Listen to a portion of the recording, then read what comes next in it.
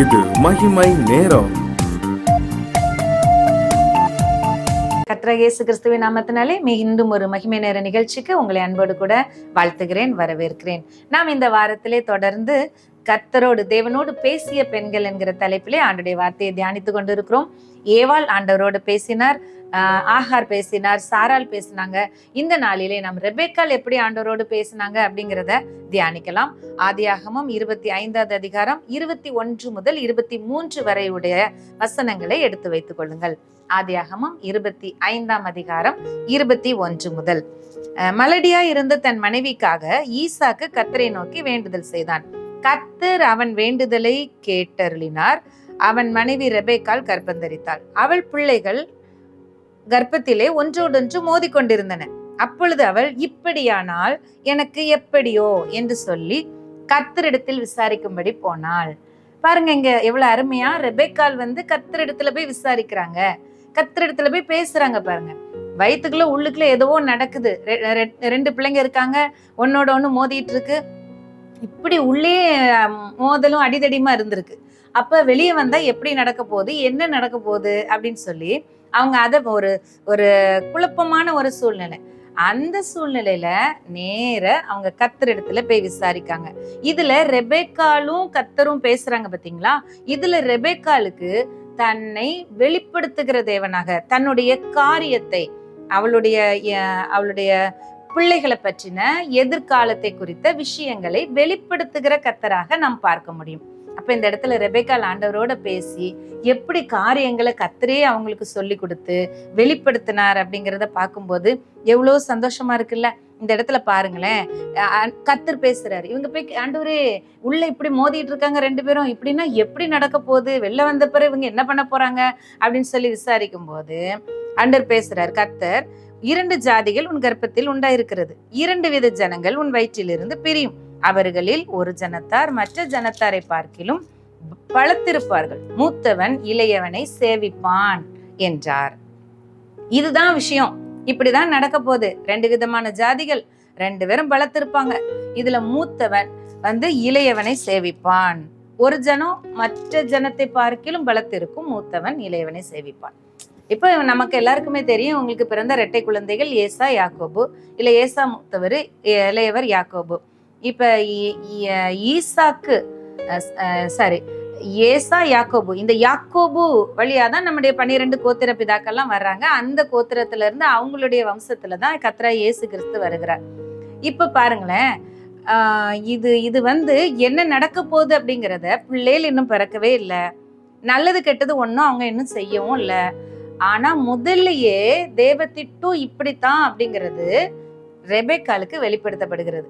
அதனாலதான் அந்த சேஷ்டபுத்திர ஆசீர்வாதத்தை பெற்றுக்கொள்ளும்படியாக அந்த ஈசாக்கு பிள்ளைகளை கூப்பிடுறாருல்ல, நீங்க நல்ல வேட்டையாடி சமைச்சு நீங்க எனக்கு நல்ல உணவு கொண்டு வாங்க, நான் சாப்பிட்டுட்டு ஆசீர்வதிக்கணும் அப்படின்னு சொல்லி ஏசா கிட்ட சொல்லும் போது இதை கேட்டுக்கிட்டு இருந்த ரெபெக்காள் அவங்களுக்குள்ள ஓடுது இந்த விஷயம். ஆண்டவர் தனக்கு வெளிப்படுத்தின விஷயம், தன்னோட சொன்னது.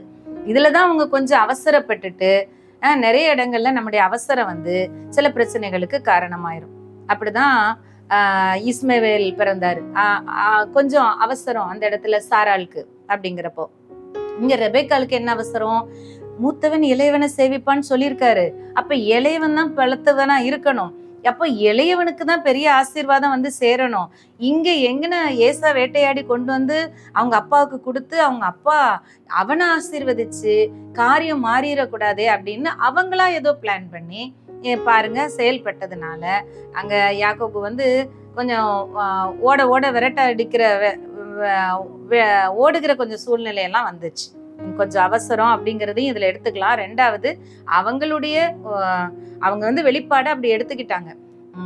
இந்த பிள்ளை ஆசீர்வதிக்கப்படணுமே, அப்ப இந்த பிள்ளைக்காக நம்ம எப்படி அந்த ஆசீர்வாதத்தை கொண்டு வரதுக்கு நம்ம என்ன செய்யணும் அப்படிங்கிற மாதிரி அவங்க செயல்பட்டதை நம்ம இந்த இடத்துல பார்க்க முடியும்.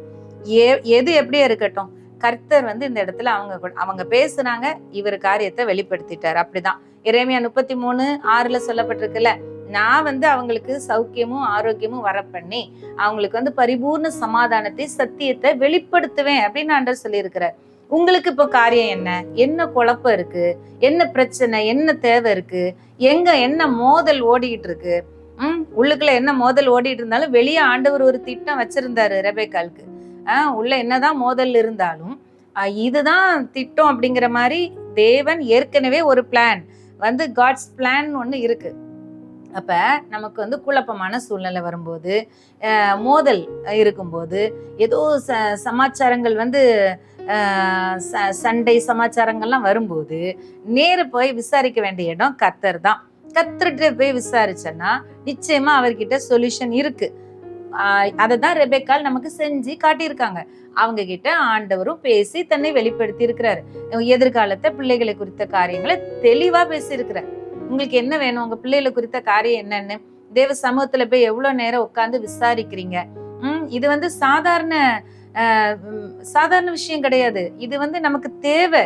கண்டிப்பா நமக்காக, நம்முடைய பிள்ளைகளுக்காக தேவ சமூகத்துல போய் அமர்ந்து, ஆண்டவரே இந்த பிள்ளையை நீங்க தந்திருக்கிறீங்களே, இதை குறித்ததான உம்முடைய சித்தம் என்ன, உம்முடைய திட்டம் என்ன என்று சொல்லி தேவ சமூகத்துல அமர்ந்து தேவனுடைய திட்டத்தை அவர் வெளிப்படுத்துவதை நாம் பெற்றுக்கொள்வதற்கு இந்த சம்பவம் நமக்கு ஆதாரமா இருக்கிறது. பாருங்களேன், பிறக்கும் முன்னாடியே தேவன் திட்டம் வச்சுட்டார். ஏசாவும் பிறக்கல, யாக்கோவும் பிறக்கல. அவங்க பிறந்து யாரு எப்படி அவங்க இந்த பையன் பண்றத பாரு, இவன் பண்றத வச்சு தெரியுது, 5ல விளையாதது 50ல விளையுமான்னு கேட்பாங்கல்ல. இது பிறக்கும் போதே தெரியுது, இது நடக்கும் போதே இது இப்படிதான் ஆகும்னு தெரியுது அப்படின்னு சொல்றதுக்கே இல்லை. அவங்க இன்னும் பிறக்கவே இல்லை. பிறக்கும் முன்னாடியே ஆண்டவர் ஒரு திட்டம் வச்சிருக்கிறாருங்கிறது தெரியுதா? அடுத்து நம்ம பார்க்க முடியாத எதிர்காலத்தை தேவன் பார்க்கிறார். நமக்கு கண்ணு எவ்வளவுதான் பார்க்க முடியும்? இந்த வருஷம் உள்ளது, இன்னும் 5 வருஷத்துக்கு பின்னாடி, ஒரு 10 வருஷத்துக்கு நம்ம ஏதாவது பிக்ஸட் டெபாசிட்ல போட்டு வச்சிருக்கோமா? ஓகே, அதை நமக்கு தெரியும். சரி, ஏதோ ஒண்ணு நமக்காக சேர்த்து வச்சிருக்கிறோமா, சொத்து சேர்த்து வச்சிருக்கிறோமா, இவ்வளவுதான் நமக்கு தெரியும்.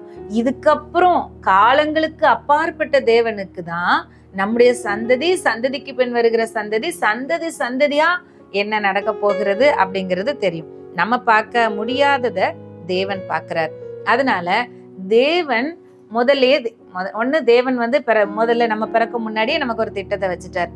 அடுத்து நம்ம பார்க்க முடியாததை தேவன் பார்க்கறதுனால யாரு என்ன செய்யணும் அப்படிங்கிறத அவர் அழகா நடத்துறார். அப்ப இது அவளுக்கு வெளிப்படுத்தப்பட்டது. பாருங்க, எவ்வளவு ஒரு நல்ல விஷயமா இருக்குல்ல. ரெபெக்காள் கர்த்தரிடத்துல விசாரிக்காங்க. கர்த்தர் அதாவது தன்னுடைய திட்டத்தை, அந்த குடும்பத்தை கொண்டு தான் செய்ய போகிறதை, அந்த வம்சத்துல யாருடைய வம்சத்துல கிறிஸ்து வரப்போகிறாருங்கிறதை, அவங்க கிட்ட இருந்து ராஜாக்கள் பிரபுக்கள்லாம் எப்படி வரப்போறாங்கிறத, இந்த 2 பிள்ளைங்களா இருக்காங்க, யார் மூலமா அதை செய்ய போறாங்கிறத வெளிப்படுத்துறாங்க. இன்னைக்கும் உங்களுக்கு ஒரு தெளிவான வெளிப்படுத்துதல் வேணும்ல. தேவ சமூகத்துல தேவன் கிட்ட போங்க, தேவன் கிட்ட கேளுங்க, விசாரிங்க. நிச்சயமாக தேவன் உங்களுக்கு வெளிப்படுத்துவார். நாம் ஜெபிக்கலாம். அன்பின் பரலோக தகப்பனே, உம்மை துதிக்கிறோம், உம்மை ஸ்தோத்தரிக்கிறோம் அப்பா. இந்த நேரத்துல நாங்க ரெபெக்காளின் தேவன் தன்னுடைய திட்டங்களை வெளிப்படுத்தின தேவனாக நாங்க பாக்குறோம்ப்பா. S Jesus. ஆண்டவரே, 2 பிள்ளைங்க ஆண்டவரே, அதுலயும் நீங்க ஒரு பர்டிகுலர் பிள்ளையை குறித்ததான ஒரு பெரிய திட்டத்தை நீங்க வச்சிருக்கீங்கிறத நீங்க வெளிப்படுத்துனீங்க ஆண்டவரே. எங்களுக்கு தெரியாது ஏன் ஆண்டவர் இப்படி 2 பிள்ளைகள்ல இப்படி வித்தியாசம் பார்க்கிறார் அப்படின்னு நாங்க யோசிக்க கூடும் ஆண்டவரே. ஆனா நாங்க பார்க்க முடியாத எதிர்காலத்தை நீங்க பாக்குற தேவன். அதனால உங்க ஆண்டவர் அறிவிலிருந்து, உங்க திட்டத்திலிருந்து காரியங்களை நீங்க எங்களுக்கு சொல்லி கொடுக்குறீங்க, வெளிப்படுத்தி கொடுக்குறீங்க. அதற்காக உமக்கு நன்றி. அதை புரிந்து கொண்டவர்களாய், அந்த திட்டத்தோடு இணைந்து கொண்டவர்களாய், அதிலே உம்முடைய வார்த்தையிலே நம்பிக்கை உடையவர்களாய் வாழ எங்களுக்கு உதவி செய்யுங்க. எல்லா துதி கன மகிமை உமக்கு ஏறெடுக்கிறோம். இயேசுவின் நாமத்தில் ஜெபிக்கிறோம் பிதாவே, ஆமென்.